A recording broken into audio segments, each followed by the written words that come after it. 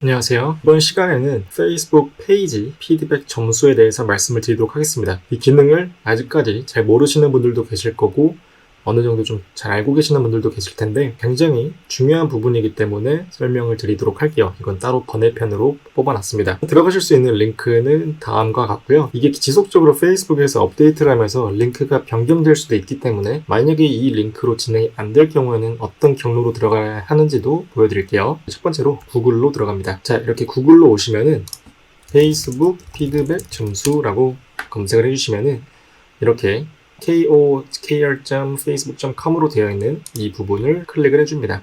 그리고 스크롤 조금 내려보시면은 이 대시보드라는 게 보이실 거예요. 그럼 대시보드를 클릭해 주시면은 본인의 페이스북 페이지에 대한 피드백 점수를 보실 수가 있습니다. 지금 이용하시는 페이스북 페이지에 대해서요. 자, 이런 식으로 피드백 점수를 보는 방법은 설명드렸는데 피드백 점수가 뭔지에 대해서 알아야겠죠. 피드백 점수가 이렇게 점수대로 보여지시는 분들도 계실 거고 아무 데이터가 없다고 안 보여지는 분들도 계실 겁니다. 근데 이 안 보여지는 분들이 안 보여지는 이유는 예산이 비교적 적고 이 쌓여있는 구매 데이터가 많이 적기 때문에 안 보이는 거지 점차 광고를 지속적으로 하고 예산을 세게 태우시다 보면은 결국에는 피드백 점수가 보일 수밖에 없어요. 쇼핑몰이시라면요. 그리고 특정 페이스북 페이지를 계속적으로 이용을 하신다면요. 이게 도대체 왜 중요하냐면요. 어떻게 보면은 제가 이 페이스북 광고 최적화의 품질을, 비딩을 이기는 데 있어서 중요한 요소가 세 가지라고 말씀드렸는데 기억하시나요? 첫 번째는 입찰가, 두 번째 추산 행동률, 세 번째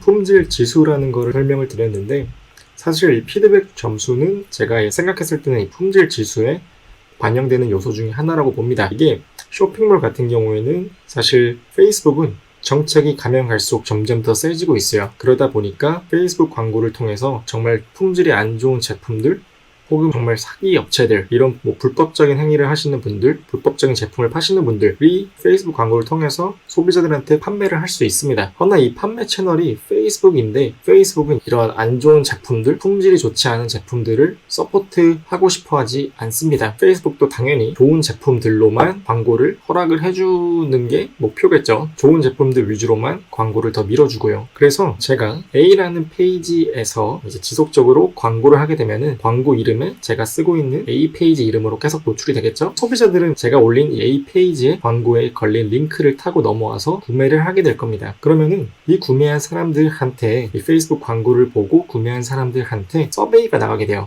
어떤 서베이냐면요. 이런 식의 서베이 설문조사가 나가게 됩니다. 스크롤 내리다 보면은 이런 경우가 뜰 거예요. 이 광고주를 통해 구매한 경우 다른 사람들이 참고할 수 있도록 구매 경험을 평가해주세요. 만족했느냐, 불만족했느냐에 대한 거를 이 피드백을 계속 수집을 합니다. 자, 만약에 소비자들이 정말 많은 데이터 중에서 다수가 불만족이라는 옵션을 선택했다라면은 분명히 이거는 브랜드에 문제가 있겠죠. CS가 불친절하다던가 배송 속도가 3일이라고 기재했는데 일주일이 넘도록 안 왔다던가 막상 받아보니까 너무 안 좋다던가 광고랑은 다른 제품이라던가 이런 식으로 구매를 한 사람들의 피드백을 지속적으로 수집을 합니다. 당연히 불만족 데이터가 많이 쌓이면 쌓일수록 이 광고주에 대한 신뢰도가 굉장히 하락을 할 거예요. 그러면은 A라는 페이지를 통해서 광고를 지속했기 때문에 A라는 페이지에 대한 피드백 점수대를 형성을 하게 됩니다. 그럼 이 피드백 점수라는 게 5점 만점으로 기준치가 잡히게 되는데요. 보통 3점 이상이면은 괜찮습니다. 4점 이상이면은 굉장히 소비자들이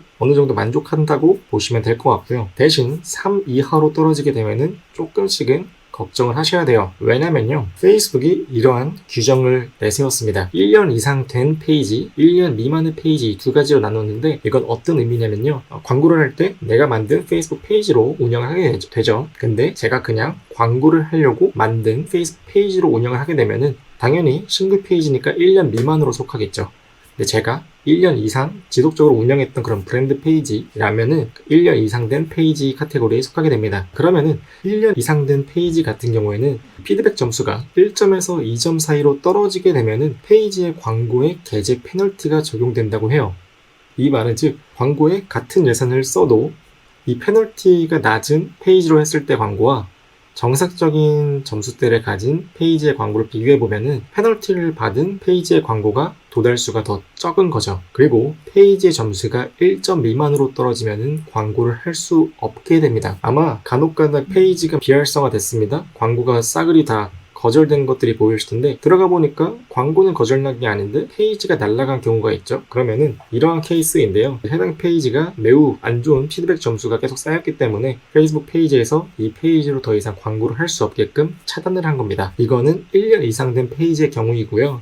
자, 1년 미만 광고를 위해서 지금 신규 생성하려고 하는 페이지들이 굉장히 많아지죠. 이 페이지 같은 경우에는 페널티 기준치가 훨씬 더 까다로워요. 페이지 피드백 점수가 2점 미만으로 떨어지면은 광고를 아예 할 수 없습니다. 1년 이상 된 페이지는 1점 미만이었죠. 1년 미만은 2점 미만으로 떨어지면은 바로 광고를 할 수 없어요. 그러면은 이런 식으로 페이지가 날아가게 되면은 해당 페이지들로 광고를 더 이상 할 수 없게 됩니다. 아까 말씀드린 것처럼 어떠한 분들은 점수대가 안 보이시는 분들도 계실 거예요. 그 안 보이시는 분들은 어느 정도 데이터가 계속 쌓이고 있지만은 단순히 광고주한테 공유가 안 되는 거라고 생각합니다. 자, 그러면 어떻게 피드백 점수를 올릴 수 있을까요? 정말 당연히 상식적으로 생각했을 때 과대 광고, 허위 광고에 대한 부분이 많이 없어져야 됩니다. 그러니까 SNS에서는 사실상 과대 광고, 자극적인 광고, 허위 광고 이런 식 광고가 굉장히 잘 먹히는 형식이긴 하지만 페이스북은 점차 이런 방식들을 선호하고 있지 않기 때문에 될 수 있으면은 조금 다른 방식의 기획안으로 준비를 하시는 게 좋을 것 같아요. 그리고 당연히 고지했던 바, 광고상에서 고지를 했던 제품에 대한 배송일이 일주일이라면은